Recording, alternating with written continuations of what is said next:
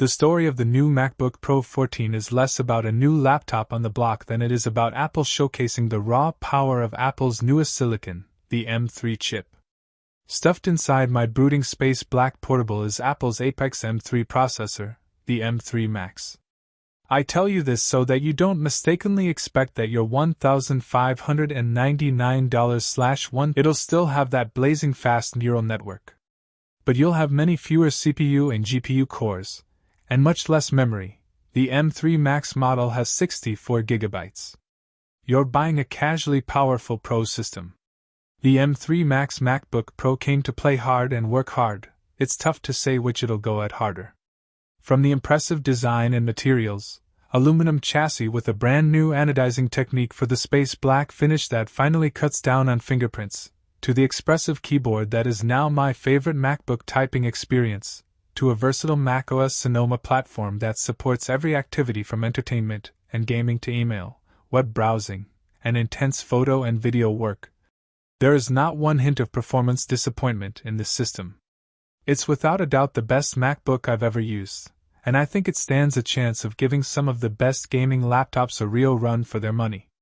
This is not, by any stretch of the imagination, an affordable laptop, and if you're looking for thin, light, relatively budget-friendly, and are not working on massive CAD files, Max could also snare a spot on our best gaming laptops list.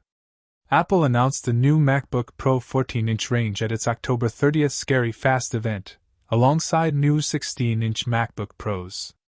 The 14-inch MacBook Pro now comes with a choice of M3, M3 Pro, and M3 Max chips, the latest generation of Apple's own silicon. Meanwhile, the 16-inch MacBook Pro is only available with the higher-end, and more expensive, M3 Pro and M3 Max. There's also a new iMac 24 running on the base M3 SoC. Pre-orders are live now, and the new M3 and M3 Pro MacBooks will go on sale and ship from November 7th, while the M3 Max models will begin shipping later in November. The MacBook Pro 14-inch M3 range starts at $1,500 and Mac $7,249 Australian dollars. Apple has changed virtually nothing about the MacBook Pro design from the 14-inch model it launched earlier this year with an M2 chip. The dimensions are the same, with a thickness of 0.61 inches/1.55 centimeters, a width of 12.31 inches/31.26 centimeters, and a depth of 8.71 inches/22.12 centimeters. The weight is roughly the same, though the M3 Max 14-inch MacBook Pro is, at 3.6 pounds/1.24 kilograms, the heaviest of the 14-inch bunch. The screen size is the same, and on the M3 Max and M3 Pro 14-inch MacBooks the port placement is unchanged from the previous generation, as are the number and types of ports. You get 3 USB-C Thunderbolt 4 ports, a 3.5mm headphone jack, an HDMI port, an SD card slot, and a MagSafe charge port. If you opt for the base M3 model you only get 2 Thunderbolt ports, which I use to unlock the laptop and sign into various online services. I still hope for the day that Apple introduces Face ID to the FaceTime camera notch that sits at the top of the display. But enough about everything that's the same. I want to talk about the new space black finish. Sure, Apple has done colorful and even inspired finishes before, but I'd argue there's never been anything quite like the new space black finish on this new MacBook Pro 14 cubic meters Max. The 14-inch M3 Pro and M3 Max MacBooks are available in space black or silver, while the M3 model comes in space gray or silver. It's not just black, it's a light-swallowing black.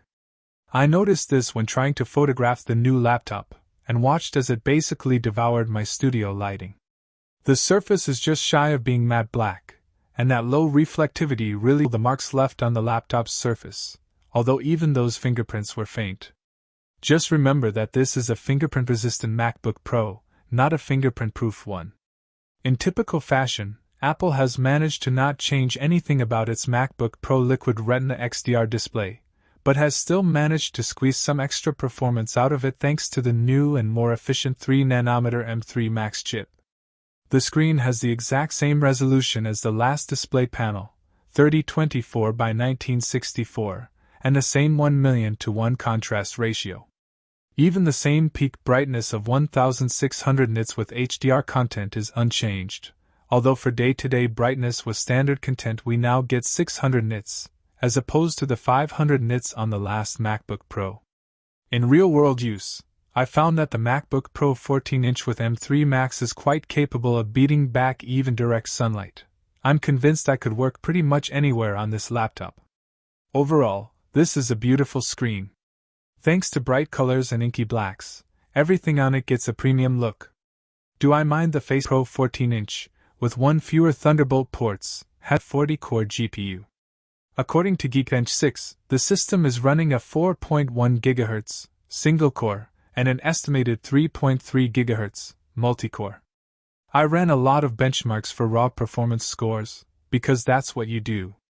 Unsurprisingly, the Geekbench 6 numbers were startling, and while Apple has taken pains to compare the base M3 to the 3-year-old M1 performance, comparing my MacBook Air M2 to the M3 Max was a real eye-opener. Granted, the M3 Max and the base M2 are not really directly comparable, but I think these figures do give you a sense of why you might pay so much for an M3 Max system stuffed with, in my case, 64 GB of unified memory. You can, by the way, get a more expensive system with up to 128 GB of unified memory and 8 TB, which can translate between x86 code and Apple Silicon, runs quietly in the background, managing all apps that are still looking for an x86 platform.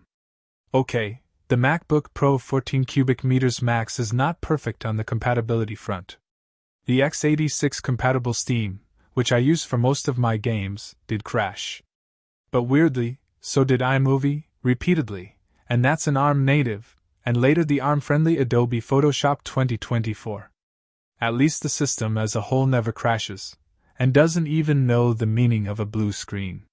Since we're mostly not thinking about compatibility, we can just focus on performance, and the M3 Max is stunning. To be clear, I'm not a professional video editor or doctor analyzing 3D MRI scans, but I did my best to press this system and found it shrugged off all tasks. I opened 40 or so browser tabs on both Safari and Chrome, normally a soul-crushing task for any system, launched Apple TV Plus, installed Steam, and then played Tomb Raider Legacy. I might as well have been a SoC with features specifically designed to handle graphics-intensive tasks like, obviously, AAA games. Hardware-based ray tracing and mesh shading might improve how some of your most expensive apps look, but we all know that it's really all about gaming. Naturally, I played some games. First, a few hours of the engaging Rise of Tomb Raider, which I will note is not that easy when you're using the keyboard. The 8-year-old game looked good, and gameplay was smooth and immersive. I usually wore my AirPods Pro, they connected instantly, so as to not annoy people around me. Next, I installed Lies of P, a brand new game seemingly inspired by Pinocchio, that is at home on all major consoles and now, thanks to Steam, the MacBook Pro too. It's a beautiful and quietly atmospheric game that starts in an old, deserted connected rates and found that, depending on the action, they bounce between 30 and 60 frames per second. Action generally looked smooth in most sequences, including fast-paced puppet-on-puppet battles. I also played Shadow of the Tomb Raider at the highest possible resolution of 3024 by 1964, and with every atmospheric element turned to the absolute highest. At times, the fans were so loud that they drowned out the game's sounds, but the gameplay and graphics were all at their cinematic best, and in the game's benchmarks I could achieve 108 frames per second at 1920 by 1200 mode and 56 frames per second at the highest, native resolution settings. Pretty impressive.